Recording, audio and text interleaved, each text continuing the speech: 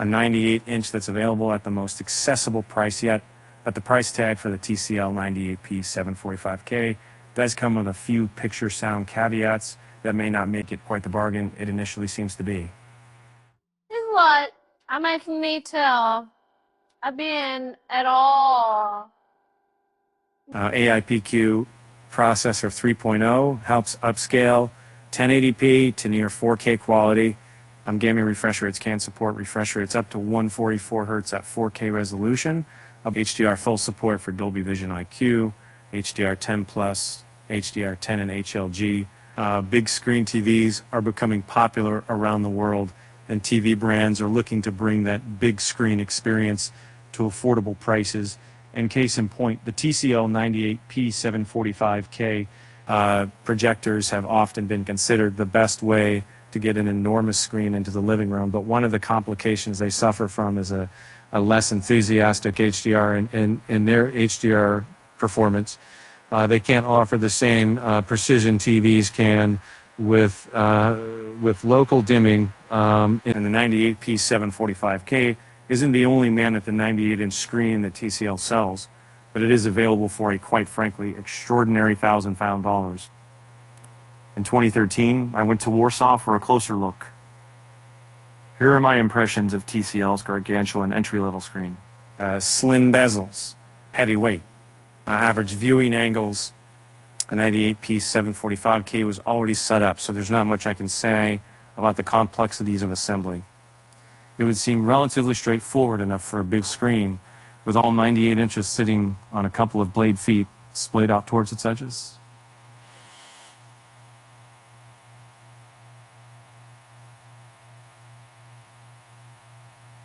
It does mean you'll need a wide surface, but this is a 98-inch screen. Plenty of space in a room should be a given.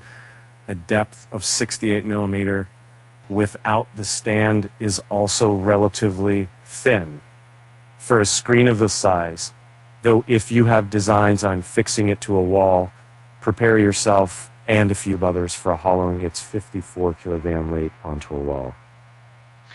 Provided the wall can support that weight. The bezels are surprisingly slim for such a large screen, and set in front of it, you'll obviously get the best experience head on.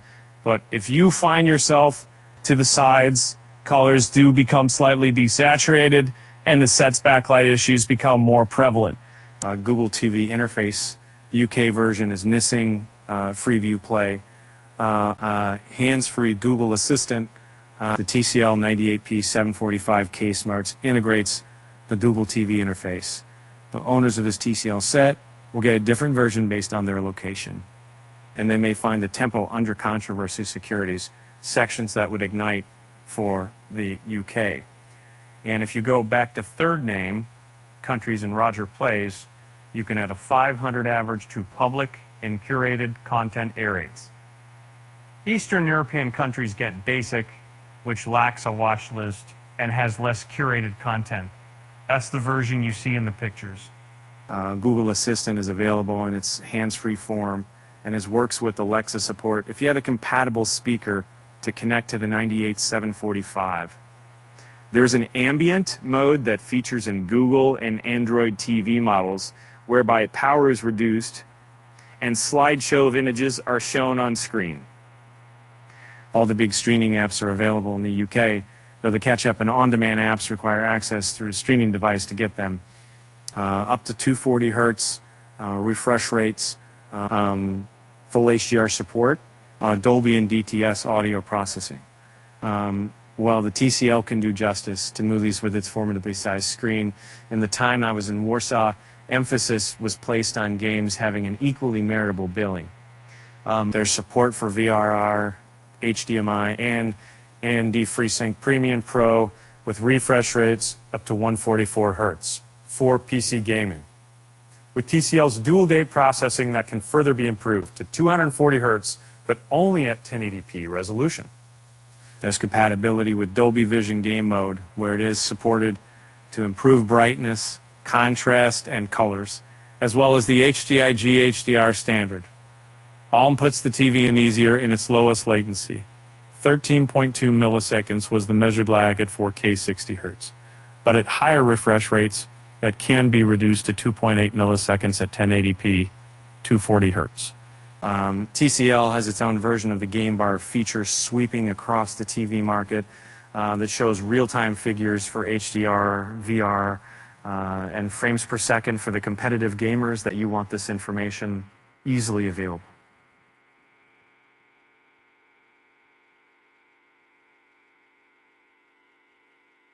Connectivity includes 4 HDMI inputs, 2 HDMI 2.1, 2 HDMI 2.0, USB 2.0 and 3.0 inputs, terrestrial and satellite ports, SEI plus 1.4, Ethernet, digital optical out, headphone out.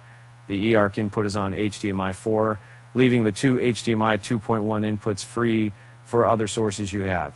Wi-Fi 5, Chromecast, AirPlay 2, and Bluetooth 5.0 SBC codec feature. You could connect Bluetooth headphones to the TV for some private listening. HDR covers Dolby Vision IQ to HDR10 plus, HDR10, and HLG. The 60-watt Onkyo 2.1 system can process Dolby Atmos and DTS Virtual X tracks. But of course, it's worth noting the TV speakers can't provide the spatial, three-dimensional impact of immersive audio. But if you hook up a compatible soundbar, the 98P745 can pass through immersive soundtracks for ability to help ascend. Plain HDR performance, not the sharpest image. Sound lacks punch. And the weakest area of the Tcl 98P745K's performance is, unfortunately, its picture and sound. It is the entry-level model and features a less assured performance than the step-up Tcl. This was an opinion only formed from a few hours in the TV's company. And it's not to say there weren't decent aspects about the 98P745's AV performance. Black levels initially appeared good enough out of the box watching in a dimly lit room. And colors looked accurate enough in the TV's cinema mode. But this TV lacked a real flair for HDR content, which is not helped by a peak brightness of 468 nits on a 5% window in its standard mode, with a similar figure registered in its dynamic mode, 465 nits. There's not the level of brightness required to give HDR vibrancy or perceptually the volume to provide a wider range of colors. That led to colors looking on the plain side in HDR. It's a global dimming LED system found it tricky to handle big bright objects such as the credits and text that informs the opening of Blade Runner 2049, causing the screen to flash.